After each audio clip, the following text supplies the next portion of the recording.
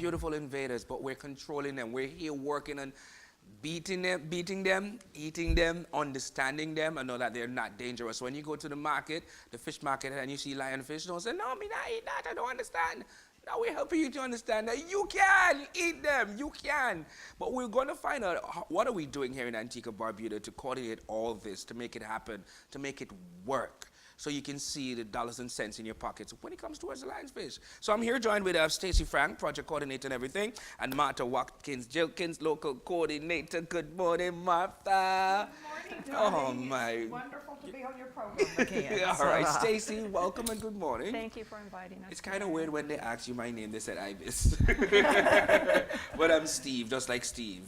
And everything. So welcome to my island, welcome to Antigua Barbuda. You're showing me some nice jewelry and everything. Now let's talk about the lionfish, Martha. What are we doing here in Antigua Barbuda, coordinating all this project, this effort?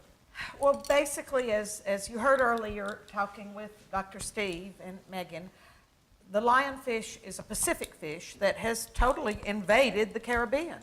And they're very damaging to our reef system. And we need to do something about that by catching them, by eating them. Take a lionfish to lunch and then eat it, literally. So basically what happened is this project, you know, there's no such thing as a free lunch, by the way, Steve. Yeah. And this project is being funded by private individuals who are members of the Mill Reef Club here in Antigua, who own houses in Antigua, love Antigua, and are concerned about the ecosystem and the marine environment. And so they said, hey, what can we do? And the invasive species is a serious problem.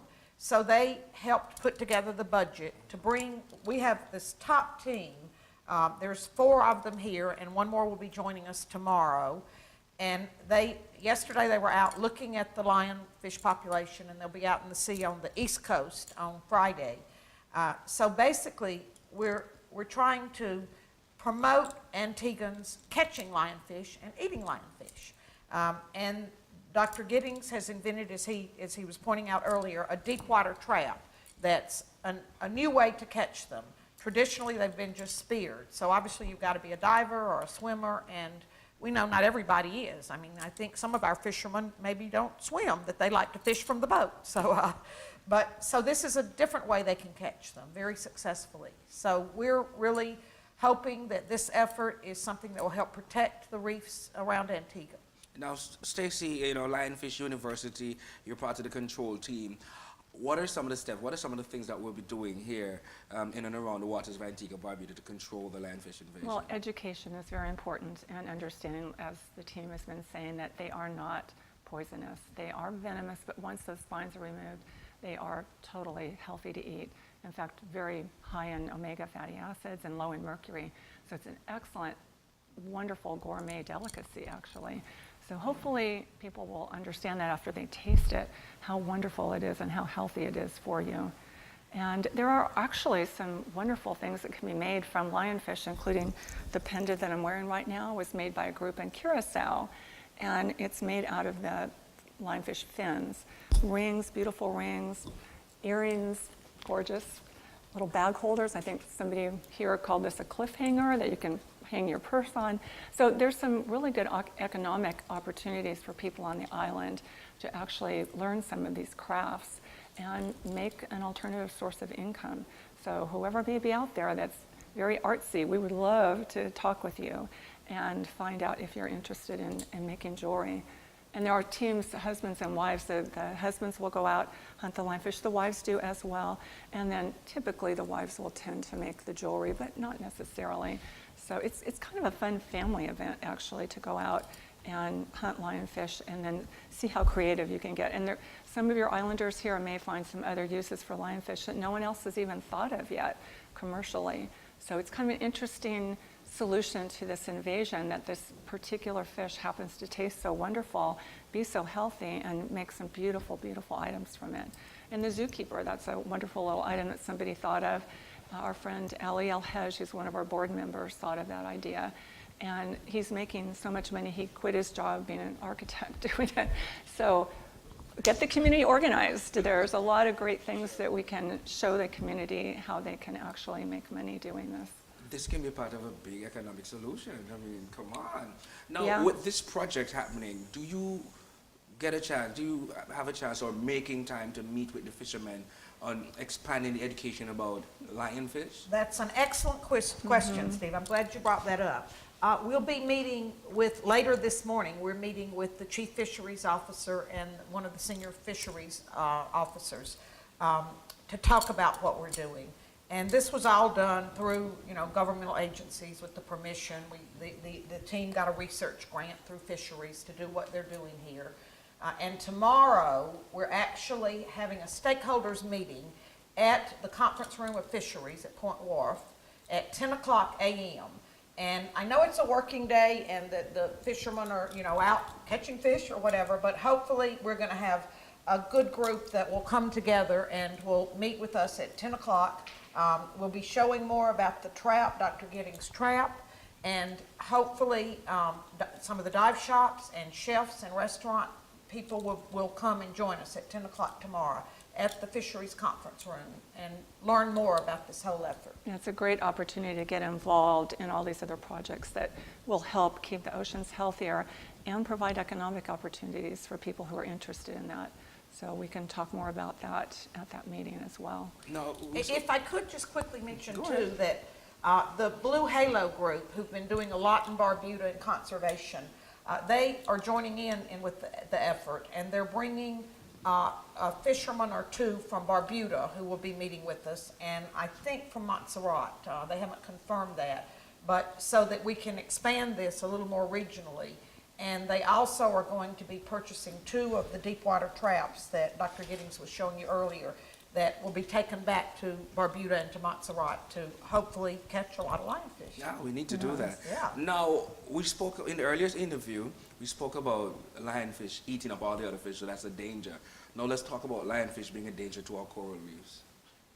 There's a domino effect that happens with the lionfish invasion, and because they eat so many of the native reef fish, which are healthy for the environment, they eat algae, they keep the coral clean. So as our native reef fish are killed by these fish in enormous quantities, it allows, unfortunately, for disease to come in to our reefs, and the algae can cover the coral and kill it.